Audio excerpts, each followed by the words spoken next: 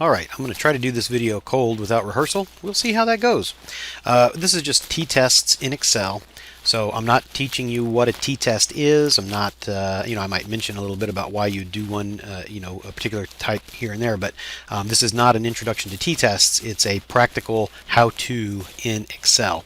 A lot of people, I remember from teaching that a lot of my students were often very surprised that Excel even did things like t-tests and ANOVAs and stuff like that.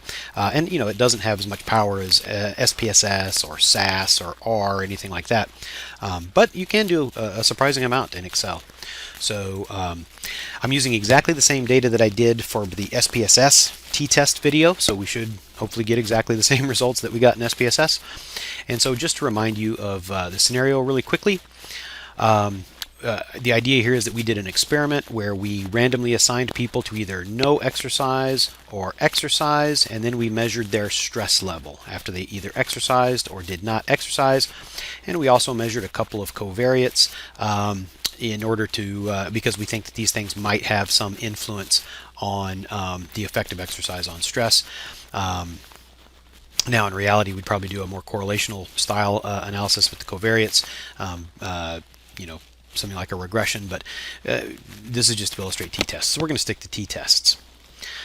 Okay, and the first thing we want to do is an independent samples t-test to see if our random assignment worked to evenly divide weight between the two groups, or did we wind up with all of the really skinny people in one group and all of the less skinny people in another group, or vice versa.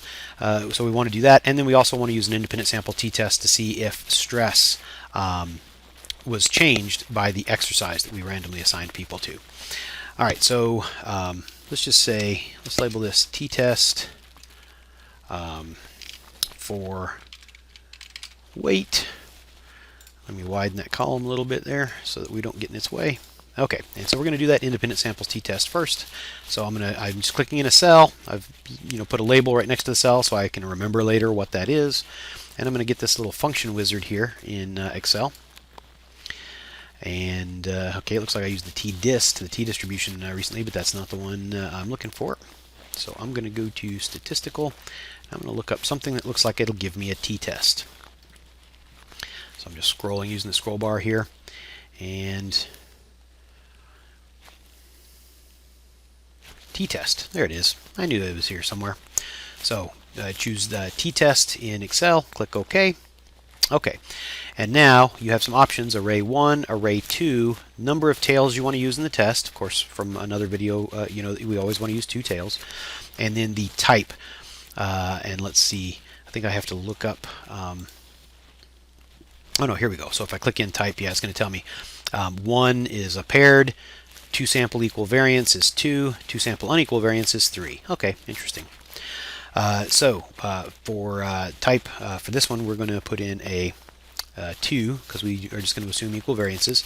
Okay, and then array 1, that's your group 1. So I'm just going to click and drag all of those data for weight from the group that did not exercise, right here. That's my array 1. Now I'm going to click here in array 2, and I'm going to click and drag to select the data from the exercise group. Okay. Number of tails, I'm going to specify 2 tails. Alright, and this should be good to go.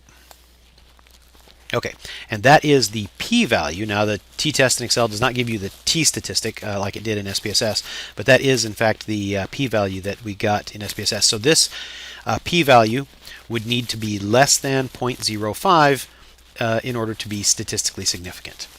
Alright, and that one is not, so it looks like indeed our random assignment did, as equally as possible, distribute weight across the 2 groups. Alright, and now the t-test for stress. Here, I should label this column here too. This is my p-value. There we go. Okay, and again, to do the t-test on stress, I click the function wizard, and actually now it's going to be in my most recently used. Here in Excel where it says select a category, I'm going to select most recently used, and there's t-test. Double click it to get the t-test dialog. Alright, and now we're doing stress. So array 1 is just the stress measurements from the no exercise group. Array 2 the stress measurements from the exercise group. And by the way, it doesn't matter which one you call array 1 and array 2. I could have reversed them. It would give me the same result.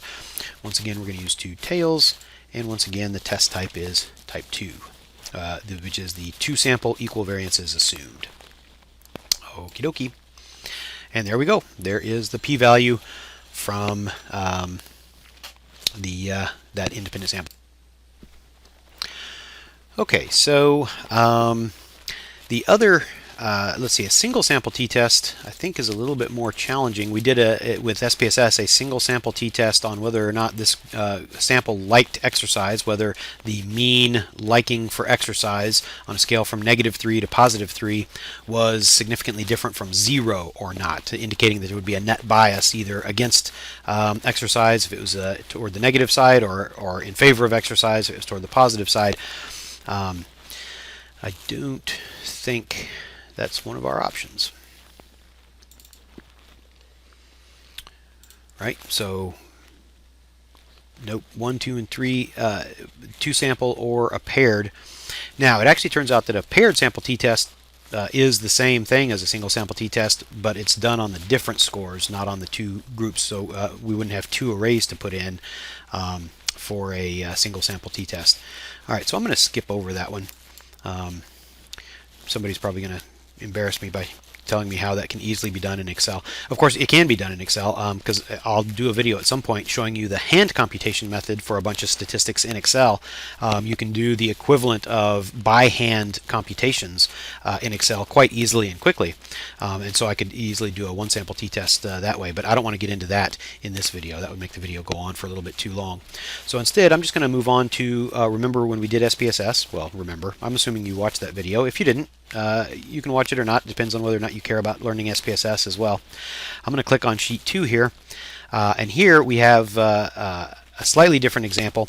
Here the idea is that we have measured stress before, so stress pre and post after an exercise intervention, and we want to know if stress changed from before to after the exercise that people did.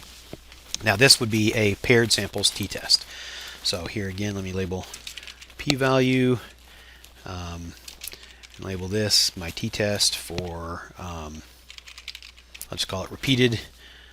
Widen that column so that that repeated doesn't spill over into this cell here.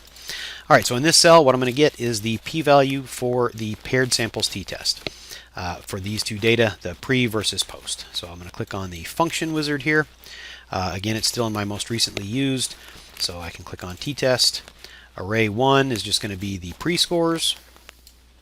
Array 2 is going to be the post scores. So again, and what I'm doing here is clicking and dragging to select, make that selection.